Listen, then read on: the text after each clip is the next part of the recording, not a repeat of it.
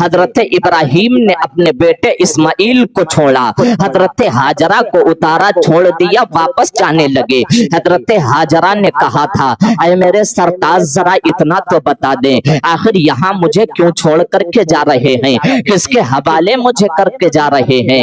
اے ابراہیم بتاؤ تو صحیح تم مجھے یہاں کس کے حوالے چھوڑ کر کے جا رہے ہو؟ یہاں تو کوئی چیز موجود نہیں ہے، یہاں کھانے کا انتظام موجود نہیں ہے، یہاں پانی کا انتظام موجود نہیں ہے، آخر تم مجھے چھوڑو گے تو؟ جب حضرت ابراہیم علیہ السلام کا نکاح حضرت سارہ سے ہوا اور حضرت سارہ یہ بے حد خوبصورت تھی، یہاں تک کہ لکھا گیا کہ حضرت یوسف کو جو حسن ملا تھا اس سے کئی گنا زیادہ حضرت سارہ خوبصورت تھی۔ جب حضرت یوسف کے حسن کو دیکھ کر کے مصر کی عورتیں اپنی انگلیاں کاٹ سکتی ہیں تو ذرا دیکھیں حضرت سارہ کے حسن کا عالم کیا رہا ہوگا۔ حضرت سارہ کتنی بے حد خوبصورت تھی۔ حضرت ابراہیم علیہ نبینا کا نکاح حضرت سارہ سے ہوا۔ حضرت سارہ کے وطن پاک سے کوئی اولاد نہ تھی۔ حضرت سارہ کے کہنے پر حضرت ہاجرہ سے حضرت ابراہیم نے نکاح فرمایا۔ نکاح فرمانے کے بعد آپ عمر کی آخری دہلیز پر ہیں۔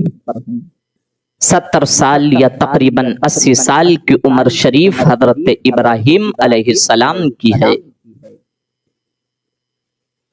آپ رب سے دعا کر رہے ربی حبلی من الصالحین، مولا مجھے نیک بیٹا عطا فرما، اے پروردگار مجھے فرمانبردار بیٹا عطا فرما۔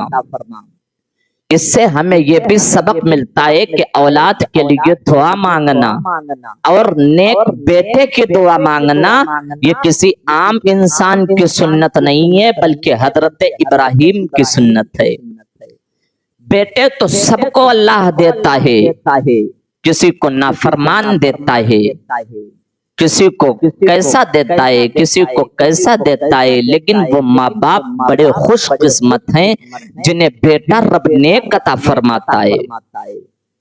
حضرت ابراہیم دعا کر رہے ربی حبلی من الصالحین، مولا مجھے نیک بیٹا عطا فرما۔ اللہ نے حضرت ابراہیم کو نیک بیٹے کی بشارت سنا دی۔ حضرت اسماعیل کی بشارت رب نے سنا دی۔ وطن پاک سے حضرت ہاجرہ کے اسماعیل نے جنم لیا۔ حضرت ابراہیم کے بیٹے دنیا کے اندر اب جلوہ فرما ہوئے حضرت اسماعیل، اور اس وقت حضرت ابراہیم کی عمر شریف 70 سال یا تقریباً 80 سال کی تھی۔ جب اللہ نے بیٹا عطا فرما دیا تو اللہ رب العزت کا حکم ہو گیا بس یہیں سے امتحان شروع۔ اگر ہم پہ امتحان آ جائے تو ہمیں اس امتحان میں ناکام نہیں ہونا ہے بلکہ ہمیں کامیاب ہو کر کے دکھانا ہے۔ کچھ ایسے ہماری زندگی میں پریشانیاں آ جاتی ہیں جو پریشانیاں نہیں ہوتی بلکہ یہ رب کی طرف سے آزمائش ہوا کرتی ہیں۔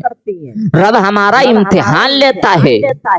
احسب الناس ان یترکوا ان یقولوا آمنا وهم لا یفتنون، کیا لوگ یہ گمان کرتے ہیں وہ صرف اتنی بات پر چھوڑ دیے جائیں گے، وہ کہیں گے ہم ایمان لے آئے، وَهُمْ لَا يُفْتَنُونَ، اور انہیں آزمایا نہیں جائے گا۔ وَلَنَبْلُوَنَّكُمْ بِشَيْءٍ مِّنَ الْخَوْفِ وَالْجُوعِ وَنَقْصٍ مِّنَ الْأَمْوَالِ وَالْأَنفُسِ وَالثَّمَرَاتِ، تمہیں ضرور آزمایا جائے گا، کبھی تمہاری اولاد کے ذریعے، کبھی تمہارے اموال کے ذریعے، کبھی تمہارے اوپر کچھ آزمائشیں ڈال کر کے رب تمہیں آزمائے گا۔ وَبَشِّرِ الصَّابِرِينَ، اور یہ خوشخبری صبر والوں کو سنا دو۔ یاد رکھنا اگر حضور کا کلمہ پڑھ لیا ہے، اگر نبی کا کلمہ پڑھ لیا ہے تو پھر مصیبتیں بھی سامنے آئیں گی، لیکن اچھا اور سچا انسان وہی ہے جو مصیبتیں آنے کے باوجود ان مصیبتوں پہ صبر و شکر کرے اور مصیبت میں کامیاب ہو جائے۔ کیا حضرت ایوب کی داستان ہماری نظروں میں نہیں ہے جو 12 سال تک مسلسل بیماری میں مبتلا رہے، دولت چلی گئی، اولاد چلے گئے، سب کچھ چلا گیا، یہاں تک کہ خود پورے جسم میں کیڑے دوڑنے لگے؟ کیا تھا یہ؟ حالانکہ انبیاء کے اجسام ان بیماریوں سے پاک و صاف ہوتے ہیں، لیکن کیا تھا؟ یہ رب کی طرف سے آزمائش ہی تو تھی۔ کیا ہماری نظروں میں حضرت زکریا کی داستان نہیں؟ وہ زکریا جن کی امت نے انہیں 20 سے چیر دیا، جب زبان سے لفظ اف نکلا تو آواز قدرت آئی، زکریا تیری زبان سے لفظ اف اب دوبارہ نہ نکل جائے، ورنہ تیرا نام ہمارے نیک صالحین بندوں کی لسٹ سے خارج کر دیا جائے گا۔ 20 سے آری سے چیر دیا گیا، لیکن ان کا صبر دیکھو کہ صبر کرتے رہے 20 سے آری سے چیر دیا گیا، لیکن دوبارہ ان کی زبان سے لفظ اف نہ نکلا۔ یہ کیسا صبر تھا ان کا؟ اب حضرت ابراہیم کا بھی امتحان شروع ہے۔ آواز قدرت آئی، ابراہیم اپنے بیٹے اور اپنی بیوی ہاجرہ کو لو، انہیں وادی غیر ذی زرع میں چھوڑ کر کے چلے آؤ۔ وادی غیر ذی زرع ہے کیا؟ جہاں پر کوئی درخت نہ ہو، جہاں پر کوئی سبزی منڈی نہ ہو، جہاں پر دور دراز تک پانی کا کہیں بندوبست نظر نہ آتا ہو، جہاں پر پھلوں کا انتظام نہ ہو، بلکہ صرف چٹیل میدان ہو۔ اللہ کا حکم ہوا، ابراہیم جاؤ اپنی بیوی ہاجرہ کو لو اور اپنے بیٹے اسماعیل کو لو، انہیں وادی غیر ذی زرع میں چھوڑ دو، جہاں آج خانہ کعبہ موجود ہے، یہیں حضرت ابراہیم نے اپنے بیٹے اور اپنی بیوی کو چھوڑا۔ جب آپ لے کر کے چلنے لگے، حضرت ابراہیم علیہ السلام اپنی بیوی اور اپنے بچے کو لے کر کے چلتے رہے، جب وہی میدان آ گیا جہاں پر آج خانہ کعبہ موجود ہے، حضرت ابراہیم نے اپنے بیٹے اسماعیل کو چھوڑا، حضرت ہاجرہ کو اتارا، چھوڑ دیا، واپس جانے لگے۔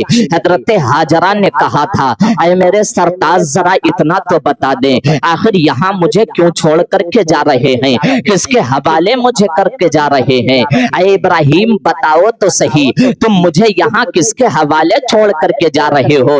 یہاں تو کوئی چیز موجود نہیں ہے، یہاں کھانے کا انتظام موجود نہیں ہے، یہاں پانی کا انتظام موجود نہیں ہے، آخر تم مجھے چھوڑو گے تو کس کے حوالے چھوڑو گے؟ یہاں ہمارا کون پرسان حال ہوگا؟ حضرت ابراہیم نے اپنی بیوی حضرت ہاجرہ کی بات نہ سنی۔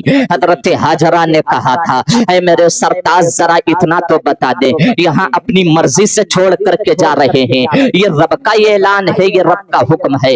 حضرت ابراہیم ٹھہر گئے ہیں، ٹھہرنے کے بعد حضرت ابراہیم نے کہا تھا، اے میری شریک حیات، اے میری رنج و غم کی ساتھی، ذرا مجھے اتنا تو بتا دے، تو نے کوئی ایسی مثال دیکھی ہو تو بتا، تو نے کوئی ایسا باپ دیکھا ہو تو بتا، ارے جو باپ 70 سال تک دعاؤں میں بیٹے کا طالب رہا ہو، جو باپ 70 سال تک بیٹے کے لیے دعا کرتا رہا ہو، پھر اللہ نے اسماعیل جیسا خوبصورت حسین و جمیل بیٹا عطا فرمایا ہو، ارے جس کی پیشانی میں نور محمدی اپنی پوری آفتاب کے ساتھ چمک رہا ہو، اپنی پوری اللہ اکبر روشنی کے ساتھ چمک اور دمک رہا ہو، وہ ایسا بیٹا بتا تو صحیح، کیا کوئی باپ چھوڑ سکتا ہے؟ کیا کوئی باپ اسے ایسے بے سہارا چھوڑ سکتا ہے؟ اے میری رنج و غم کے ساتھی، یہ میں اپنی مرضی سے نہیں بلکہ یہ رب کا حکم ہے، رب کی مرضی سے چھوڑ کر کے یہاں جا رہا ہوں۔ اب حضرت ہاجرہ کا ایمان دیکھ، حضرت ہاجرہ کا اللہ پر یقین دیکھ، ان کا توکل علی اللہ دیکھ۔ حضرت ہاجرہ نے کہا تھا، اے میرے سرتاج پھر یہ کھجوروں کی ضرورت نہیں ہے، یہ چند گھونٹ پانی کی ضرورت نہیں ہے، اے میرے سرتاج اگر تمہیں اللہ نے حکم دیا ہے تو یہ پانی بھی لے کر کے چلے جاؤ، یہ کھجوریں بھی لے کر کے چلے جاؤ۔ حضرت ابراہیم نے کہا تھا، اے میری بیوی بتا تو صحیح کس لیے؟ حضرت ہاجرہ نے کہا تھا، اے میرے سرتاج جو رب ہمیں 70 سال کی عمر میں بیٹا دے سکتا ہے، وہی رب ہمیں کھانا بھی کھلا سکتا ہے، وہی رب ہمیں پانی بھی پلا سکتا ہے۔ اے میرے سرتاج یہ کھجوریں اور یہاں سے پانی لے کر کے چلے جاؤ۔ حضرت ہاجرہ نے جب اتنی بات کہی، حضرت ابراہیم نے جب توکل علی اللہ حضرت ہاجرہ کا دیکھا، پھر آپ نے دعا کی تھی، مولا اس زمین کو سرسبز و شاداب فرما، مولا اس زمین کو سرسبز و شاداب فرما۔ یہی وہ حضرت ابراہیم کے دعا کا نتیجہ ہے کہ وہاں پر آبادی بس گئی، اللہ کا وہ مقدس گھر وہی موجود ہے، اور حضرت ابراہیم کی دعا ہی کا تو نتیجہ ہے کہ جو پھل پوری دنیا میں نہ ملتا ہو وہ شہر مکہ میں اس پھل کو آپ لے لیں جا کر کے، یہ حضرت ابراہیم کے دعا کا نتیجہ ہے۔ اب حضرت ہاجرہ ہیں، حضرت اسماعیل ہیں، جب بیٹے کے ہونٹوں کو دیکھا کہ وہ خشک ہونے لگے، پیاس کی شدت بیٹے کو ستانے لگی، ماں تو ماں ہوتی ہے، بیٹے کے لیے تڑپ اٹھی۔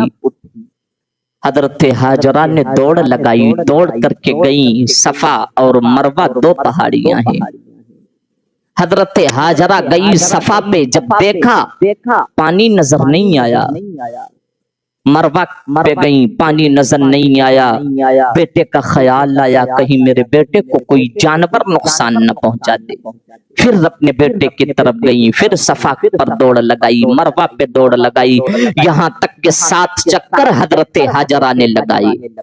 اللہ کو یہ ادا اتنی پسند آئی، اللہ نے قرآن کے اندر بیان فرما دیا، ان الصفا والمروہ من شعائر اللہ، بے شک صفا اور مروہ اللہ کی نشانیوں میں سے ایک نشانی ہے۔ اللہ رب العزت کو حضرت ہاجرہ کی یہ ادا اتنی پسند آئی کہ حج کرنے والے حاجیوں کے لیے یہ حکم لگا دیا گیا کہ جب تلک وہ صفا مروہ کے چکر نہیں لگائیں گے، جب تلک وہ حضرت ہاجرہ کی سنت پر عمل نہیں کریں گے، تب تلک ان کا حج ہی مکمل نہیں ہوگا۔